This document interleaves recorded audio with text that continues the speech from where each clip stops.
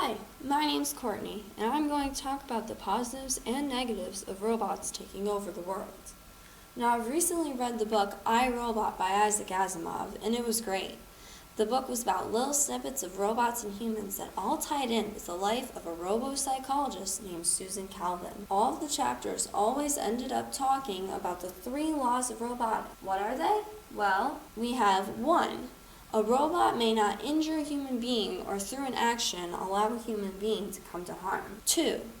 A robot must obey the orders given it by human beings except where such orders would conflict with the first law. And 3. A robot must protect its own existence as long as such protection does not conflict with the first or second law. A lot of random stuff happened in this book, from a small little girl being saved from a falling tractor to a mayor that is so human-like the scientists can't tell if he's a robot or not. He was a robot.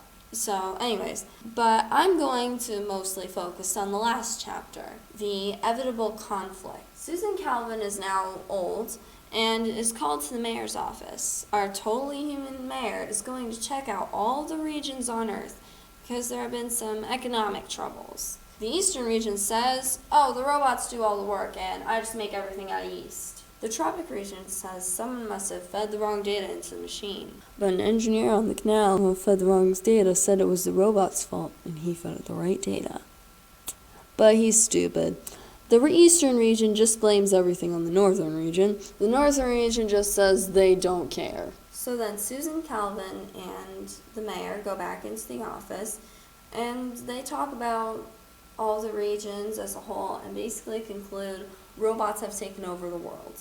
But is that a good thing? Asimov, the author of the book, definitely believes so, because when Susan Calvin and Mayor Byerly are in office, they realized that humans could have stopped the making of robots, but they never did. Everyone knew this was probably a conclusion that might have happened, but we continued on making robots, didn't we? And now robots have taken over. We basically let the robots take control. So Stephen Byerly then decides to say, and Stephen Byerly, the mayor, he is most likely a robot. Very most likely a robot. Whenever anyone reads this to me, I always hear it in a sarcastic tone, like he's trying to fake it. Oh no.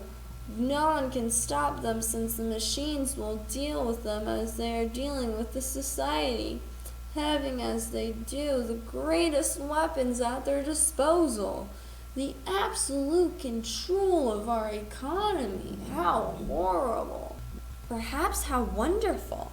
Think for that all time, all conflicts are finally inevitable. Only the machines from now on are inevitable. Susan Calvin just basically said that any conflict can be avoided and the robots can do all of the work. The northern region even states, the machine is only a tool after all, which can help humanity progress faster by taking some of the burdens of calculations and interpretations off its back. So Asimov definitely agrees that a robot takeover would be good, but I'm kind of agree, but also disagree. Let me explain. I have a little snippet from the Herbie passage, and Susan Calvin is basically making him break a law. The psychologist paid no attention. You must tell them, but if you do, you hurt, so you mustn't. But if you don't, you hurt, so you must. But, and Herbie screamed. It was like the whistling of a piccolo many times magnified, shrill and shriller till it kneed with the terror of a lost soul and filled the room with the piercingness of itself. And when it died into nothingness, Herbie collapsed into a huddled heap of motionless metal. So what basically happened to Herbie is just because he had to break one of those laws, he went crazy. So the robots taking over the world are robots. They still have to deal with the 3 laws of robotics.